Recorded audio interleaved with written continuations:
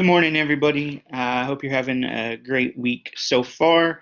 I've heard from a few of you that you've been able to access the video from Monday, and that's great. I'm glad you're able to do that and start getting your notes done. So this is our second session. Let me tell you what's going to happen today. I'm actually going to put on a few different quick hit videos. So let me get that lighting right there. I know you guys want to see my face. I'm putting on a few different quick videos. What that means is it's not going to be a full hour-long video like the last one was. There'll be 3 or 4 smaller videos for you to watch today. The first and most not most important, but the one that's related closely to your syllabus, most closely related to your syllabus for today is this one on APA style writing, and I'm going to introduce your first assignment to you in this video. And then in a couple of the other videos, I'll do some quick hits from the chapters, and so you'll be able to kind of see what I'm looking at in some of the chapters. Now, remember, that won't be the only thing that you'll be tested on. You'll be tested on the entirety of the chapters on the exam, but this will hopefully give you just a little more insight into the few chapters that you'll be tested over later this week. Okay, so first we'll start with this video, just looking at APA and what that is. APA style writing, American Psychological Association, every paper that you write from here on out is going to have to be an APA style. That's the style of our field. And so we're going to give you some hints into how to write that way, share some resources with you.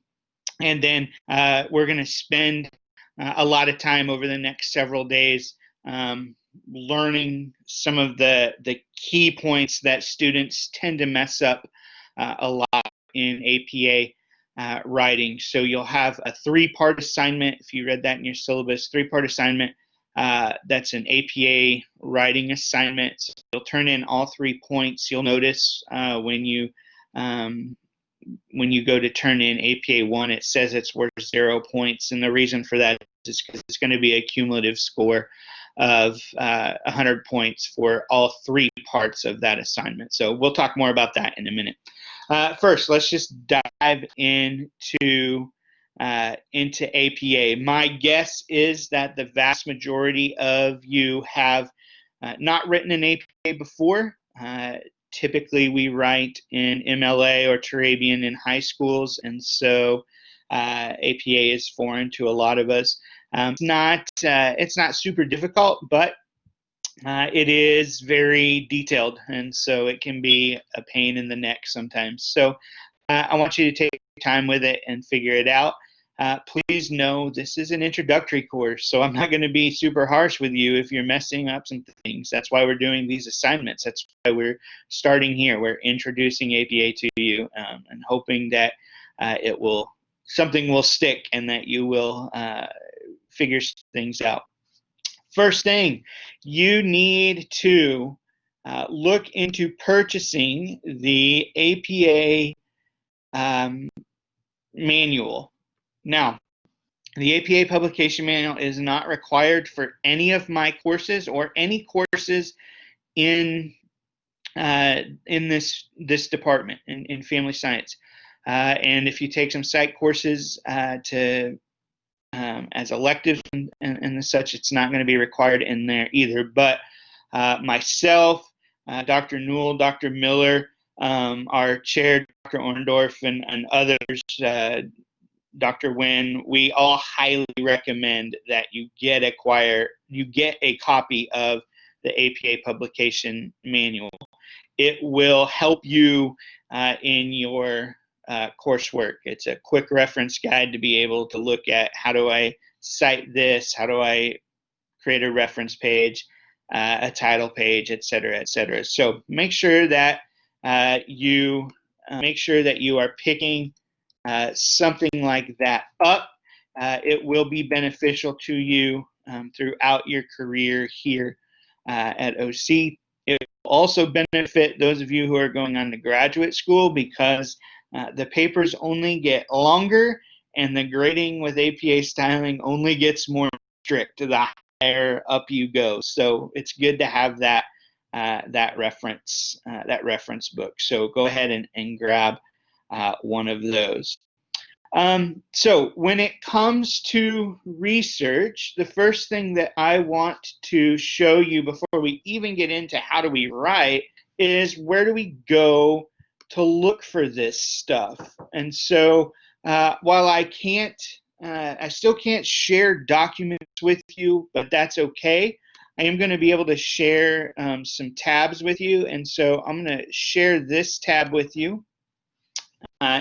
This is the Oklahoma Christian Library website, and for this, this will be your saving grace here in this program. You're going to want to know this website.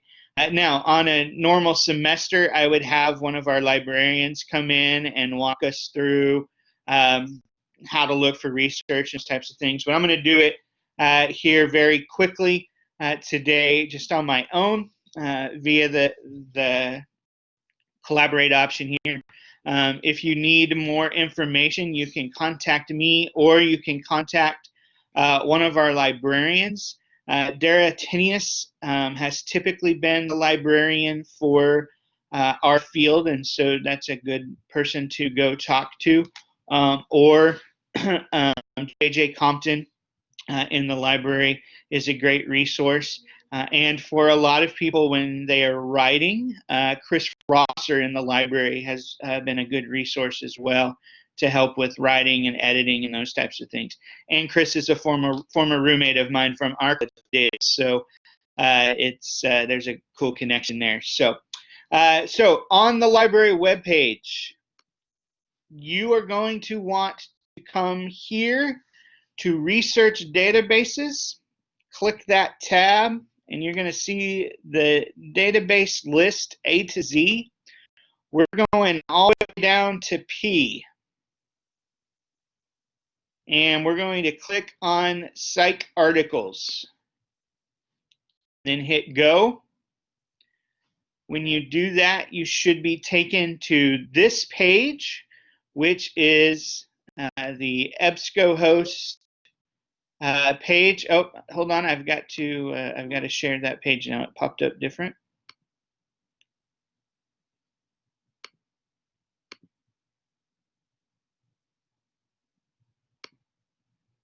There you go. You will be taken to this page, and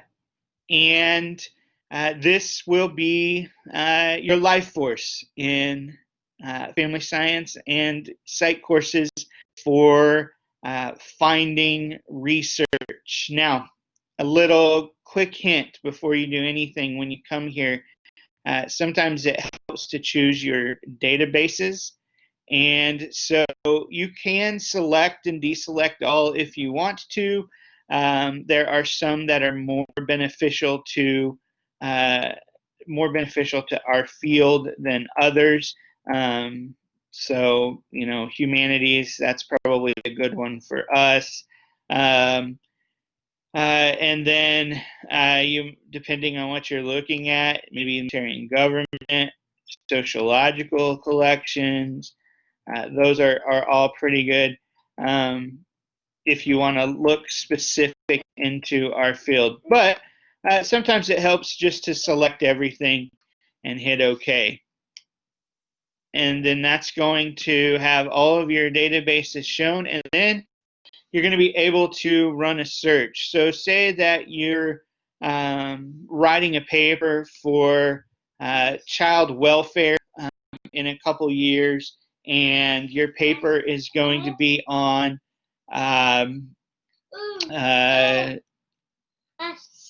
poverty.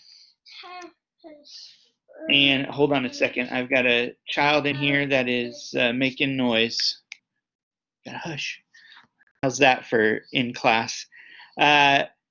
so you can come to this and you can look, okay, I'm going to do poverty and, you know, just use it as a keyword or use it as something that's in the text or whatever. And then you want to look specifically at poverty and the child welfare system. So you would do that and hit search. And lo and behold, 1,452 hits come up. Now, what you are going to be, what you need to be the most interested in our field when you are citing work, when you are citing research, is peer-reviewed articles. So after you have done your search, I would come down here and click that box so that you are only getting peer-reviewed research articles. Peer review is a process in which you create your research, you submit it for publication, and it randomly goes out to reviewers who are other people in the field. I've been a reviewer for a journal in the past. You get that research article with no names attached to it. The reviewer reads through it and they critique it, your methods and your conclusions and all of that, and your theoretical perspectives, everything. They critique it, and then you either receive that back and you're able to you receive that back, you're able to publish, or they ask you to do some edits and then they'll publish it. So it's a good system. It's the best system for what we do and how we publish research. So it's good to think peer review. Also, you're typically going to want contemporary articles. What we mean by contemporary articles are articles from the last 10 years. Now, that doesn't mean that you can't cite older articles. Older articles are fine, but you have to know science is always changing, right? The idea of the scientific method is that we find some answers, but it always leads us to more questions. And so science is always changing, and we're learning more and more. Case in point, if you've listened to anything this summer about this virus, you see that we're learning new things. We're learning new things every day, every week. Things are changing, and that's because science is working, right? So contemporary articles, typically from the last 10 years. So I would start by moving this to 2010. And then it's going to automatically filter out everything, and you still have 638 articles written on poverty and the child welfare system from the last 10 years that you can go and begin to cite. Okay, so back to my pretty face here. So hopefully that is just a quick illustration for you of what you need to do. Library website, research databases, psych articles, and then from psych articles begin to enter in your keywords. You're also going to see that you can enter in a bunch of different keywords. Sometimes synonyms work if it's not hitting anything that you particularly like. If you know authors, so I've been doing this long enough. Like when I do things and I'm looking at resilience, there are certain authors that I can just type in their name because I know like Dr. Ann Maston is going to have resilience literature, and I can see what her most recent research is. And so you can type in authors there. If you know the title of a particular work you want to cite, you can type that in. And so as you get more and more familiar with research, that's going to be an amazing help for you. Okay, next, just to build on that, I want to take you to our Blackboard page.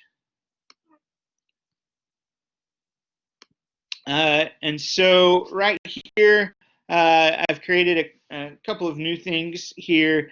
Again, I can't show you the actual document, but you'll be able to come into this folder in assignments, and you'll be able to download your APA assignment part 1, and then you'll be able to complete that and then re-upload your file directly to this assignment category. So once you have it done, you'll be able to open that up like this, and then just browse to your computer for your saved assignment file, upload it, hit submit, and then it will be there for me to look at and to grade quickly, hopefully. So I want you to make sure that you download that and are working on that piece, because APA 1 is due tomorrow, sometime tomorrow, July 30th, Thursday. You're going to want to you're going to need to turn that in. You're going to need to turn that in. The reason for that is so that I can look over it, and while you're going to be doing an exam on Friday, I'll be creating another video to just talk about APA Assignment 1 and how we did and what we need to do better to build upon that. So go find that. Basically, what is said in that assignment is that you are going to actually go search for a very specific article. I've given you the title, the author, everything that you need to know about that article. You're going to go find that article. You're going to read that article. You're going to provide an APA-style citation for the article, and then in your own words, you're going to explain what the outcome of the study was. So what are the primary findings of that study? And then you're going to use an APA-style in-text citation to refer to the article. And then you're going to submit it. It says via hard copy in class. That's for the semesters. You'll submit it to Blackboard so that I can look at it. Okay, so APA style bibliographic reference, that's going to be like the reference page and how you would include that on a reference page. In-text citation, in your actual writings, you would say something like the author says this, and you're going to learn to cite that article.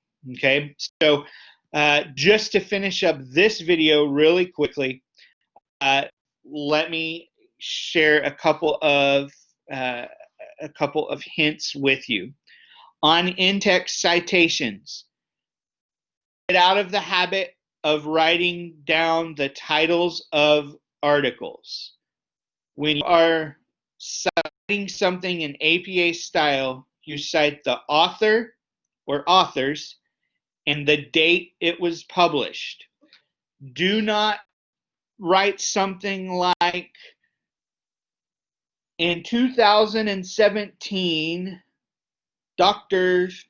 Kern and Miller wrote an article called How to Do APA at OC in the journal APA at OC. That's too much. All you would say is, Kern and Miller, 2017, say that you shouldn't cite the entire title when citing in APA style. All right? So author, date. And there's going to be two ways to do that. Either in the natural flow of a sentence. So Kern 2017 says, ... whatever your point is. Or at the end of a sentence. Research has shown that you should not use the full title when citing an APA style. And then in parentheses, Kern, 2017. So hopefully that makes sense.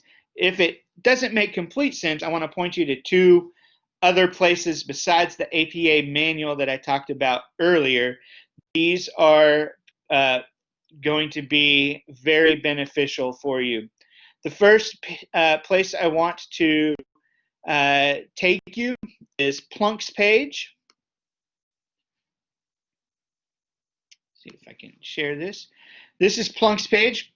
Plunk is Scott Plunkett. He is a professor at Cal State Northridge. He is a great friend of mine and a mentor to me. He actually graduated from Oklahoma State with his PhD several years before I did. We had the same advisor. And when I joined on with Dr. Henry at OSU, her and Dr. Plunkett from Cal State and another professor from North Carolina State were working on a project called Father's Count, which was actually what I got to use as my data for my dissertation. And so Dr. Plunkett has been a big help for me throughout my entire PhD career and now as I'm working as a professor. He has created some stuff that is just absolute gold for you. I have put this link into the Blackboard page in the course content. If you go in there and then into the handouts folder, you're going to see a link to Plunk's page. And so I want you to follow that, and then you're going to use this APA help. So he's going to give you a referencing guide on how to cite and use examples there that you can download.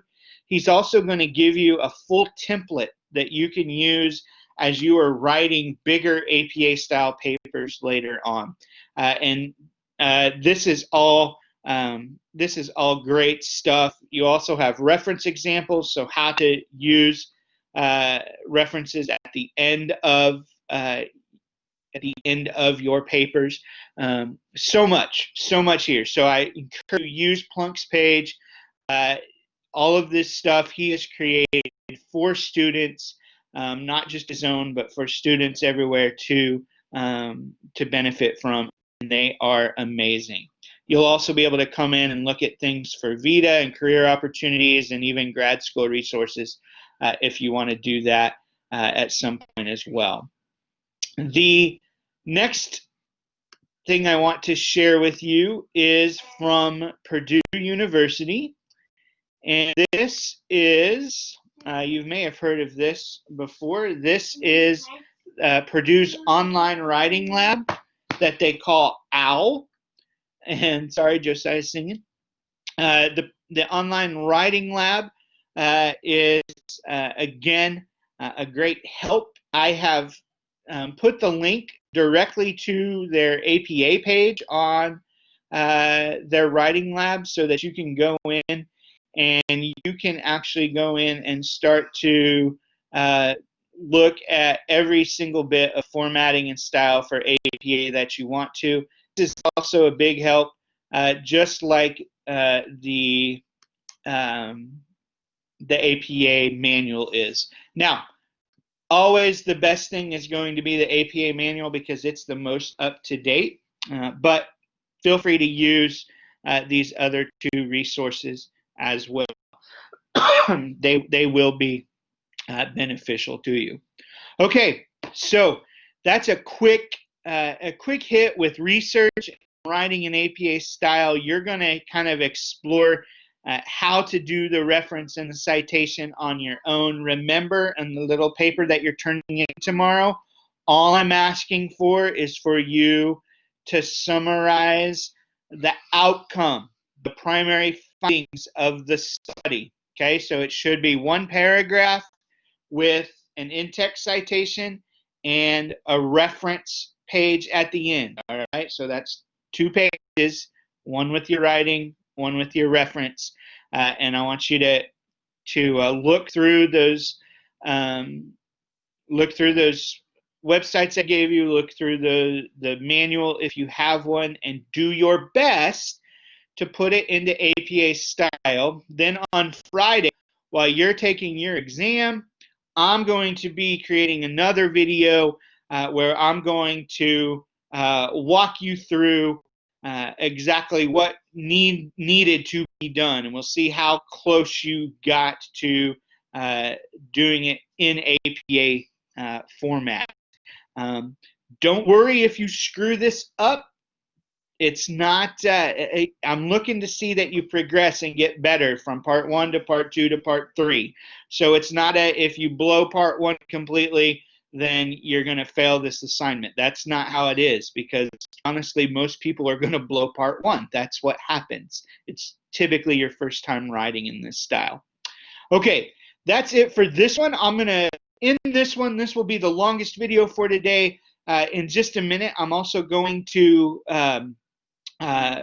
create and post a few quick hit videos over chapters 1, 2, 3, and 4 so that you can just have a couple quick hits of things that I am particularly interested in those chapters, and hopefully that will help you with your exam.